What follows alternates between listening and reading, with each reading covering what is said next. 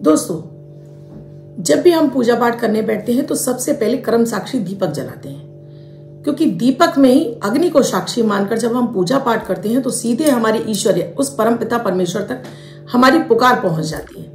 हर धर्म में ये प्रक्रिया है कि जब भी आप पूजा पाठ करते हैं, चाहे वो आप किसी भी धर्म से जुड़े हो, आप चाहे मोमबत्ती जला लें या अगरबत्ती जला लें या आप दीपक जला लें, प्रक्रिया वही है। यानी अग्नि को साक्षी मानकर आप पूजा प्रार्थना करते हैं तो वो शुभ फल आपको अपनी लाइफ में मिलने लगता है, जिस कामना की पूर्ति के लिए आप पूजा पाठ कर रहे हैं।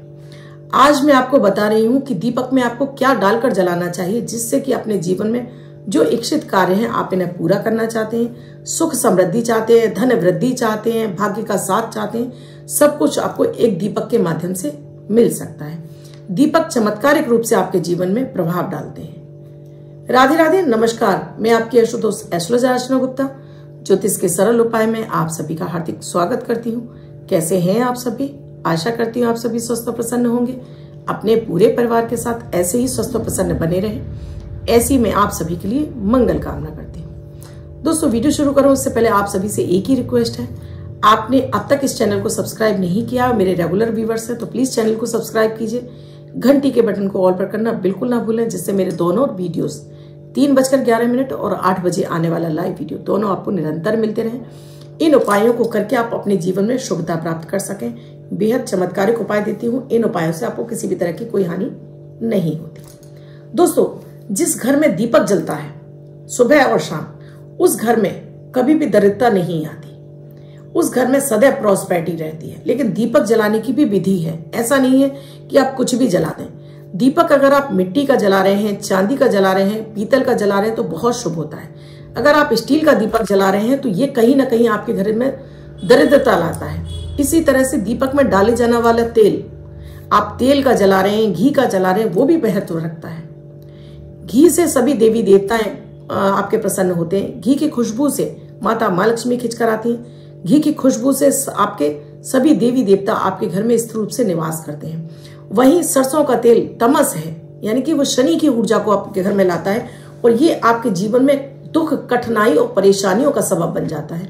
हर कार्य में आपके विलंब लाता है, हर कार्य आपको रुकने लगता है। तो आप कहेंगे कि मैडम आप भी बताती हैं सरसों का तेल जलाने के लिए, वो मैं विशेष स्थितियों में बताती हूँ, विशेष मनोकामनाओं की पूर्ति के लिए, और सिर्फ हनुमान जी की आराधना में बताया जाता है। जब आप विशेष स्थितियों में करते हैं, हनुमान जी से कोई अपनी कामना पूरी करानी है, तब आप सरसों के तेल का दीपक मंगलवार और शनिवार हनुमान जी के सामने जला सकते हैं। तिल तेल का दीपक से भी आपको भगवान विष्णु की कृपा मिलती है, अपनी कुल देवी की कृपा मिलती है, अपने पितरों की कृपा मिलती है।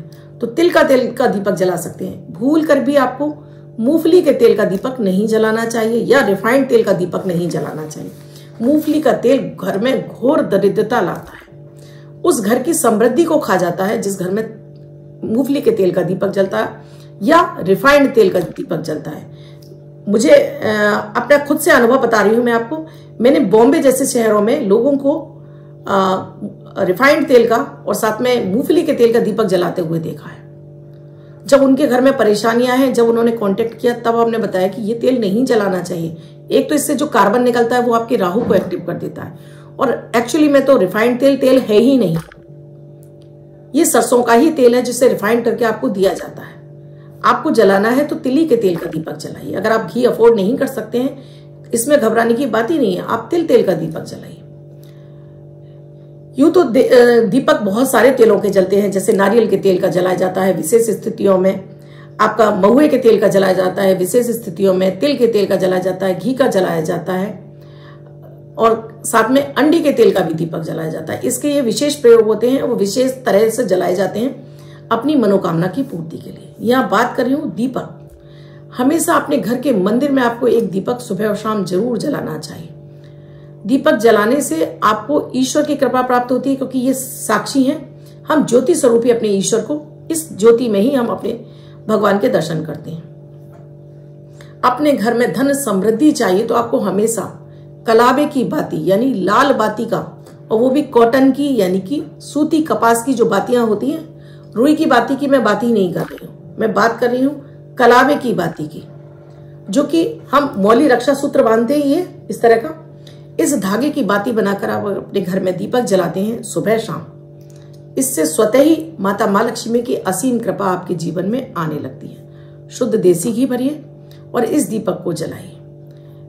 जो रुई की बाती है, एक्चुअली में तो ये रुई की बाती केवल शनि के लिए जलती है, या घर के बाहर आप मंदिरों में जला रहे हैं तब आप रुई की बाती का दीपक जलाइए। घर में तो आपको हमेशा लक्ष्मी जी की कृपा चाहिए, नारायण की कृपा चाहिए, धन समृद्धि चाहिए, तो आपको हमेशा लच्छे वाली बाती यानी कलावे की बाती ही जलानी चाहिए।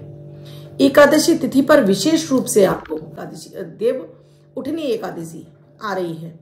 इस तिथि पर आपको 11 दीपक इसी कलावे के लगाकर, आपको देसी घी के लगाकर एक थाली में सजाकर इससे माता माँ लक्ष्मी की आरती करेंगे तो माता माँ लक्ष्मी भगवान विष्णु के साथ में स्थिर रूप से आपके घर में निवास करेंगी। आपको आरती करनी है ओम जय जगदीश हरे ये, और साथ में माता माँ लक्ष्मी की आरती, दोनों की मिक्स आरती कर लीजिए। उसके बाद ये दीपक अपने घर के मंदिर में जलने दीजिए। आपको आपके जीवन में धन समृद्धि वैभव ऐश्वर्य सब कुछ प्राप्त होगा। माता माँ लक्ष्मी स्थिर रूप से निवास करेंगी। आपने माता माँ लक्ष्मी को देखा है कि वो भगवान विष्णु के चरणों में चरण दबाती हुई आपको दिखाई देती हैं। जिस घर में नारायण की पूजा होती है उस घर में स्वतः ही माता माँ लक्ष्मी आने लगती हैं। दीपक में आपको हमेशा थोड़ा सा केसर डालकर आप जलाते हैं तो आपको गुरु की कृपा मिलती है। आपके घर में धन वैभव ऐश्वर्य बढ़ता है, बच्चों का विकास बहुत अच्छा होता है। आपके जीवन में भी आप उच्च शिक्षा, अपने आपके आत्मसम्मान सभी चीज की वृद्धि होती है। श्री आपके पास चलकर आती है। आपको अगर अपने घर में नजर दोष जैसी लग रही है या आपको अपनी कुल देवी और अपने कुल देवता की भी कृपा चाहिए, थोड़ी सी पीले सरसों डालकर आप दीपक जलाइए। देखेंगे कि आपके घर में किसी भी तरह का नजर टोक दोष लगा है वो समाप्त होगा। घर में आपको अपने पितरों की कृपा प्राप्त होने लगेगी, अपनी कुल देवी की कृपा आपको प्राप्त होने लगेगी। इसी दीपक में जब आपने दीपक जला लिया और जब आप आरती करने लगते हैं तो थोड़ा सा इसमें कपूर डाल दीजिए। कपूर और घी की महक से जब आरती की जाती है तो देवता आपके ऊपर अपनी कृपा बरसाते हैं। दीपक आपने जलाया, आपकी पूजा होने के बाद थोड़ा सा कपूर आपने इस घी के अंदर डाल दिया। इस दीपक से आप आरती करते हैं। इसकी महक से सभी देवी देवता आपके जीवन में आपके जो मनवांछित मनोकामनाएं जिन्हें आप मांग रहे हैं उन्हें शीघ्र पूरा करने के लिए आपको प्रयासरत रहते हैं। मंगलवार वाले दिन सरसों के तेल का दीपक जलाइए। लेटी वाली रुई की ही बाती लगानी है, 2 लौंग डाल देते हैं तो इससे आपको अपार कृपा मिलती है हनुमान जी की। हर अटका बिगड़ा कार्य आपके हनुमान जी बनाना शुरू करते हैं। माता माँ लक्ष्मी की कृपा के लिए आप अपने दीपक में आप लौंग डाल सकते हैं, 2 लौंग डाल दीजिए, 1 हरी इलायची डाल दीजिए, थोड़ी सी केसर डाल दीजिए। इन दीपक को जलाने से आपके जीवन में विभिन्न रास्तों से धन की प्राप्ति होने लगती है। इनकी महक से माता माँ लक्ष्मी आकर्षित होकर आपके जीवन में आपके घर में प्रवेश कर जाती है। यह है दीपक जलाने का सही तरीका। आप इस विधि से अपने घर में दीपक जरूर जलाइए और आपको खुद महसूस होगा कि घर में माता माँ लक्ष्मी का आगमन अब आपके घर में हो गया है। आपके जीवन में पैसों की बरसात होने लगेगी, जीवन में आपके धन समृद्धि बढ़ने लगेगी, उत्तरोत्तर सभी का विकास होने लगेगा। आपके पति का, आपके बच्चों का, सभी का विकास होगा और जीवन के हर संकट से आप बाहर आ जाएंगे अगर इस विधि से आप दीपक जलाएंगे। वीडियो अच्छा लगा हो तो लाइक जरूर कीजिएगा, कमेंट जरूर कीजिएगा और साथ में शेयर भी अधिक से अधिक लोगों को जरूर कर दीजिएगा। इसके साथ ही कुंडली का विश्लेषण कराना चाहते हैं तो स्क्रीन पर नंबर दिया हुआ है, इस नंबर पर आप कॉल या व्हाट्सएप मैसेज के जरिए जान सकते हैं क्या है प्रक्रिया, क्या है प्रोसीजर हमसे जुड़ने के लिए। तब तक आप अपने और अपनों का ख्याल रखिए। धन्यवाद।